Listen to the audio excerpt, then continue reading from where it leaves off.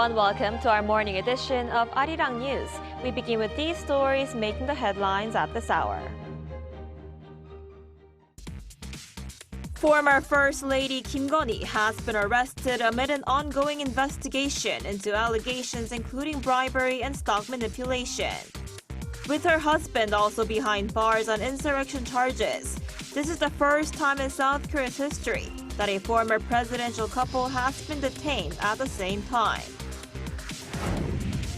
Russian President Vladimir Putin spoke with North Korean leader Kim Jong-un and reportedly discussed his upcoming meeting with U.S. President Donald Trump, which is set to take place on Friday in Alaska. Kwon, a South Korean entrepreneur behind two collapsed cryptocurrencies, has now pleaded guilty to 2 fraud charges. He will likely face no more than 12 years in prison and could potentially serve half his prison term in South Korea as part of a transfer program. South Korea's ex-First Lady 김건희 has been arrested on corruption charges. This is the first time in the nation's history that a former First Lady has been put behind bars, and also the first time that a former presidential couple has been detained at the same time. Our Pyeongyang starts us off. Kim-건희, the wife of impeached former President Yoon Suk-yeol, was arrested late on Tuesday on charges of stock manipulation, interference in party nominations, and political influence peddling. Kim is accused of taking part as a funding source in the Deutsche Motor stock rigging scheme from 2009 to 2012, meddling in People Power Party candidate selections in recent elections, and accepting an illicit lobbying request from a broker from the Unification Church in 2022. The Seoul Central District Court cited concerns over destruction of evidence as the main reason for issuing the arrest warrant. Kim was moved to the Seoul Southern Detention Center, where she waited in a holding room for detainees before she was transferred to a housing unit. Her arrest means all privileges as a former First Lady were revoked, and her security detail was fully withdrawn. However, like her husband, she will be assigned a dedicated correctional officer and kept separate from other inmates during exercise and bathing. She first appeared for questioning in front of a special counsel team last week, where she made a public apology. I am truly sorry that a nobody like myself has caused concern for the people. I will faithfully undergo the questioning. Her husband, Yoon Suk-yeol, is behind bars on insurrection charges. While several other former South Korean presidents have previously served prison terms, this is the first time in the nation's history that both a former president and spouse have been jailed at the same time. Pyeongyang, ArirangNews. Russian President Vladimir Putin has spoken with North Korean leader Kim Jong-un and briefed him on his upcoming meeting with U.S. President Donald Trump. According to Russia's TASS news agency on Tuesday, the two discussed the planned Trump-Putin talks in Alaska on Friday, which are aimed at efforts to end the war in Ukraine over the phone. Putin also shared his appreciation for Pyongyang's support of Russian operations in the Western Frontline Kursk region, praising what he called the valor, heroism, and selflessness of North Korean troops. Meanwhile, Ukrainian President Volodymyr Zelensky on Tuesday stressed his country will not give up the Donbas region as part of a ceasefire deal with Russia. The comments come as Moscow is demanding that Ukraine withdraw from the entire eastern Donbas region as a condition for a peace deal. The U.S. State Department, in its latest report on human rights, says the situation in North Korea remains very serious. The 2024 Country Reports on Human Rights Practices, released on Tuesday local time, said the regime maintains its control through brutality and coercion, including executions, physical abuse, enforced disappearances, and collective punishment. It said that in the past year, there has been no significant change in the North's human rights. The report lists serious abuses in the North, including killings, disappearances, torture, forced medical practices, arbitrary detention, repression abroad, limits on speech, press, and religion, coerced abortions, human trafficking and forced labor, child labor, and bans on independent unions.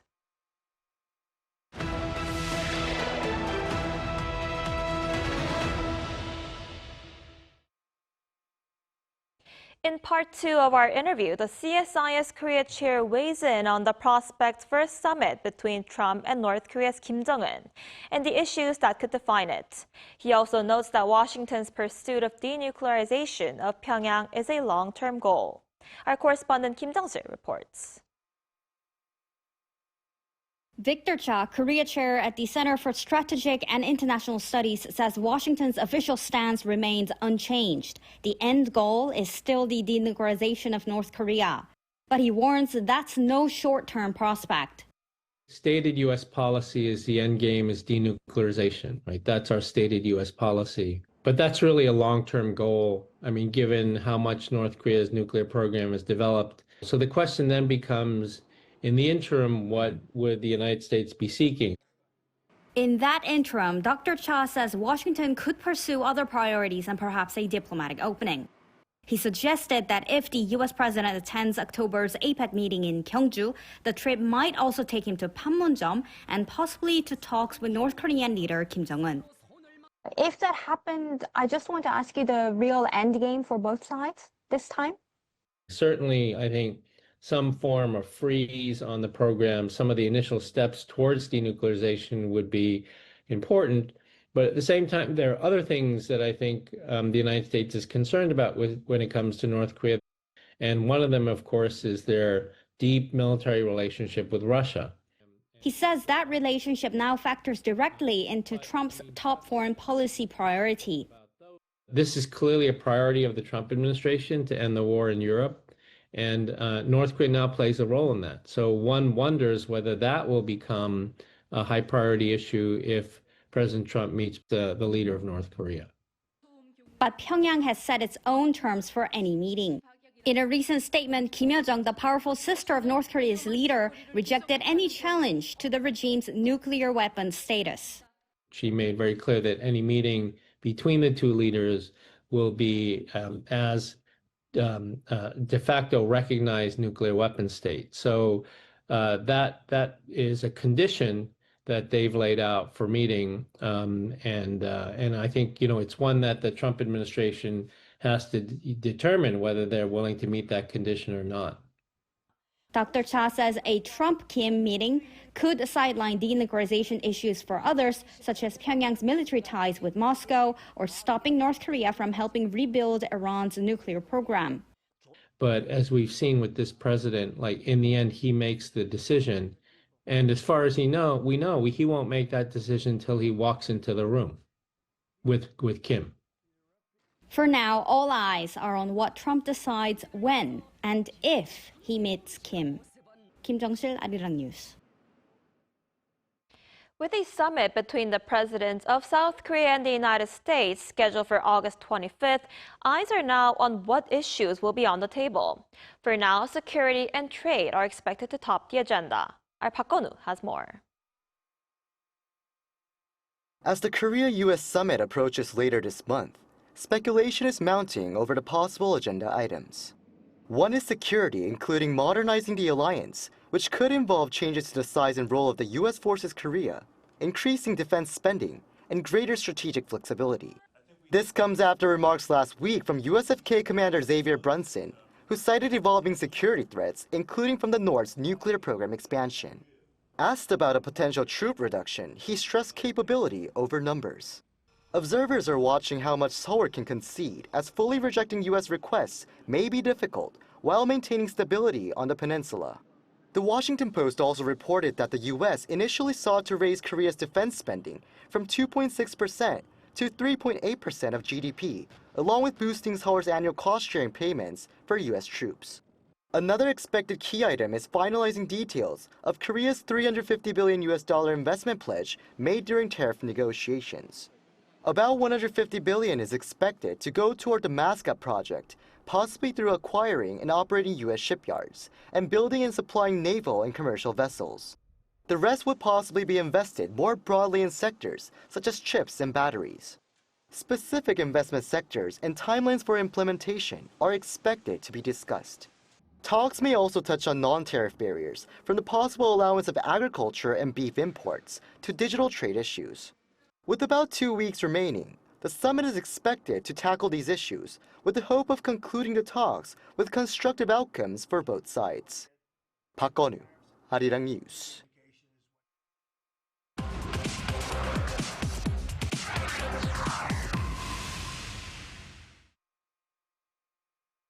As the Trump administration's crackdown on immigrants intensifies in the U.S., a Purdue University student from Korea was recently released from federal detention, while a green card holder living in the United States for 35 years was also detained, sending shockwaves through the Korean community in the United States. For more on this, we're joined by Steve Kang, chairman of the Korean American Federation of Los Angeles. Mr. Kang, thanks for joining us today. Thank you for having me. So immigration raids like these are unprecedented, right? How do cases like this reflect the Trump administration's immigration policy?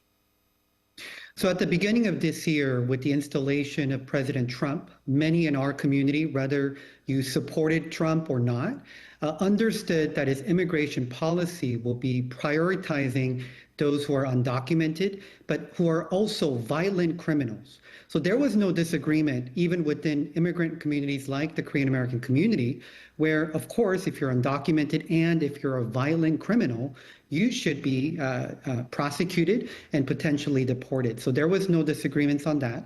However, that policy has evolved without a major policy announcement from the White House to involve green card holders, other undocumented individuals who are productive members of society, and also naturalized citizens like myself. So I would say that the current immigration policy is very anti-minority and anti-immigrant, and also very much fragmented.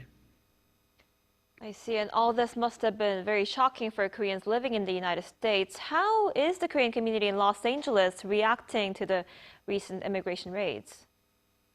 So just like the case you alluded to earlier, and many more, I think there are significant pockets of our community who are living in fear and shock, because many felt that if you have a green card, if you have a valid visa, or if you're a naturalized U.S. citizen, you are shielded from this type of immigration crackdown. However, as you've reported in ArirangNews, many who had valid visas and without prior criminal history are being rounded up, whether you're in New York or Los Angeles, San Francisco, no matter what city or town that you live in. So many in our community are feeling and living under fear. That sounds very concerning. I understand the ICE immigration agents have been arresting hundreds of immigrants every day across the United States. What do the raids look like in Los Angeles, where you live, and how are they changing people's daily lives there? So here in Los Angeles, the recent unrest that you've all seen and reported in Korea was unprecedented, because although, yes, when these raids happened, but it without any sort of court order, without any sort of law enforcement cooperation, the local police department have no idea.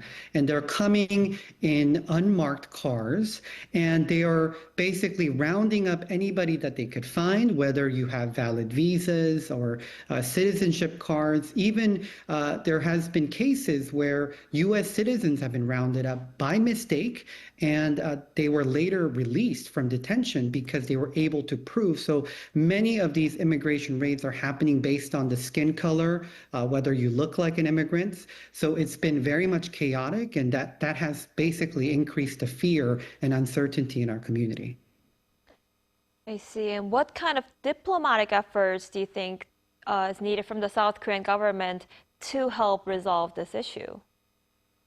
So many in the Korean American community here in the U.S. Were delighted to hear that the new President Lee of South Korea will be meeting with President Trump at the end of this month. So although the topics of discussion will involve tariffs and security agreements, of course, however, we're hoping that this issue will be also addressed, because it is not only impacting Korean Americans who have naturalized or are raised in the U.S., but it's impacting Korean nationals who are living with proper proper documentation, who are being rounded up or mistaken as criminals and being deported, potentially deported back to Korea, which will have a larger implication. So we're hoping that the Korean government will be much more proactive in their diplomacy. I see. All right, Mr. Kang, thank you so much for sharing your insight with us today. We appreciate it. Thank you very much.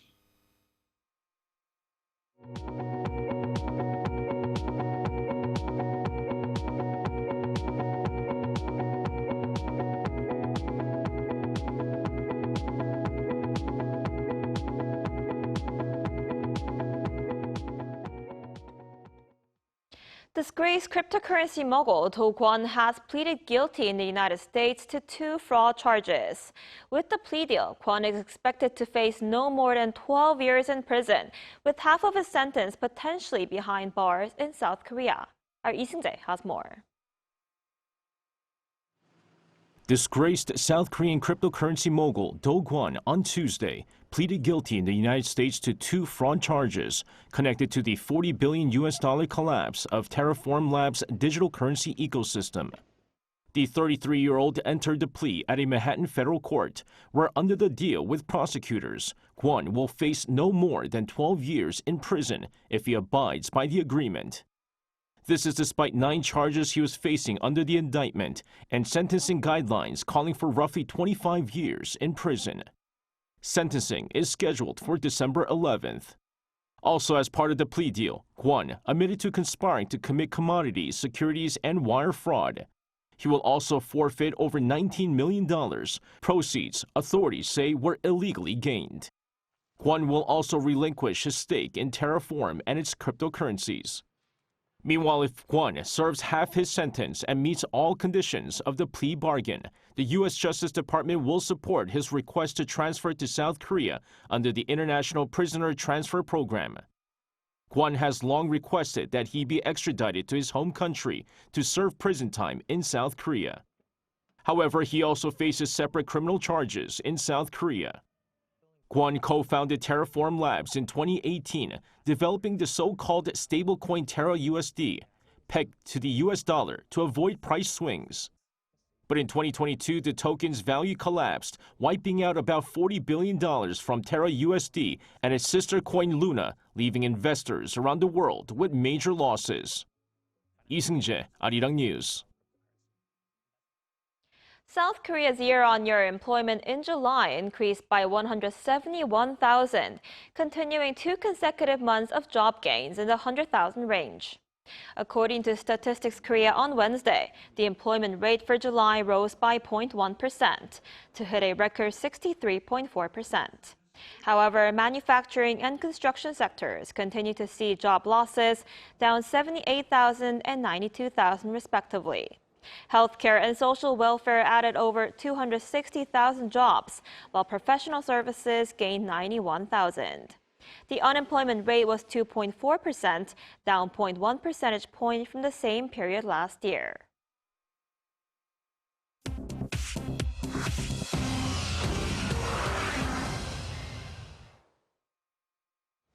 Good morning, I'm Choi Ji-hee, and this is The World Now. From Spain to the Balkans, a severe heat wave is driving temperatures above 40 degrees Celsius, and fires have broken out across southern Europe, resulting in 3 deaths and forcing thousands to evacuate. In Spain, a wildfire near Madrid resulted in 1 death late Monday and forced the evacuation of 180 people. Another person died fighting fires in northwest Spain, while in southern Spain's Cadiz region, over 2,000 tourists and residents were evacuated from hotels and beaches as a fast-moving blaze filled the skies with black smoke. Spain's military said on Tuesday that nearly 1,000 soldiers have been deployed to combat wildfires across the country. Greece, which is facing more than 100 wildfires, has requested emergency assistance, including water-dropping planes from the European Union Civil Protection Mechanism. Wildfires have broken out in several other countries. One person fighting fires in Montenegro died when a water tanker overturned, while in Turkey, around 50,000 people have been evacuated due to fires.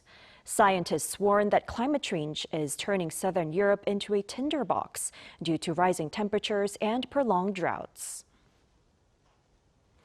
Egypt has announced that Cairo is actively engaging with Qatar and the United States as mediators to negotiate a 60-day ceasefire between Israel and Hamas. During a news conference on Tuesday, Foreign Minister Badr Abdelhadi stated that Egypt is working very hard in full cooperation with the Qataris and Americans to revive a previous ceasefire proposal. This plan includes a 60-day truce, conditional releases of hostages and Palestinian detainees, and unrestricted access for humanitarian aid into Gaza. Abdelhadi emphasized that discussions are ongoing with both Hamas and Israeli authorities based on a recent initiative from the U.S. and Qatar. Last month, negotiations in Doha failed to achieve a breakthrough for a ceasefire and the release of hostages as Israel and the U.S. withdrew their delegations, citing unacceptable demands from Hamas.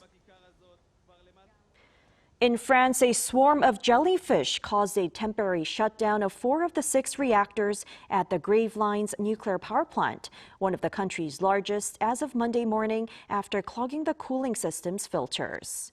EDF, the company that operates the plant, stated that teams are conducting inspections to restart the site in complete safety and that the reactors that were shut down are expected to restart on Thursday. While the company reassured that no safety or environmental risks were linked to the incident, experts warn that an increase in jellyfish blooms exacerbated by climate change is increasing the risk of power plant interruptions. Finally, in South Africa's Adventures with Elephants Sanctuary in Bella Bella, visitors celebrated World Elephant Day on Tuesday by interacting with a herd of rescued African elephants. As part of what was described as a rare and respectful opportunity to connect with the animals firsthand, visitors had the chance to feed and touch the largest mammals on Earth.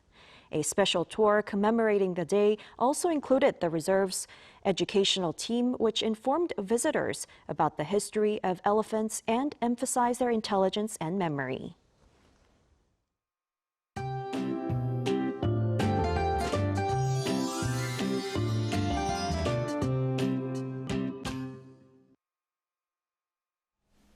Hope your morning commute was all right. A stationary front has been dropping strong and heavy rain on most of the central region since early this morning, and it will continue to lash down through tomorrow morning. So by tomorrow, the capital area could see over 200 millimeters of downpours. The west of Gangwon-do might get up to 150 millimeters. Rain could pound down at a rate of 40 to 50 millimeters an hour. So heavy rain alerts have been issued in the capital region, which could expand to more surrounding areas as the day goes on today. Meanwhile, rain in southern provinces will let up as the morning goes on. So sunny skies and strong heat returns to the south. Daegu, Gyeongju both topping out at 34 degrees Celsius, which is 10 degrees higher than yesterday. Seoul gets a heat relief at 28 degrees. Now, those in the central northern regions can expect on and off rain along with strong winds through Liberation Day morning on Friday, so those near the water need to stay alert.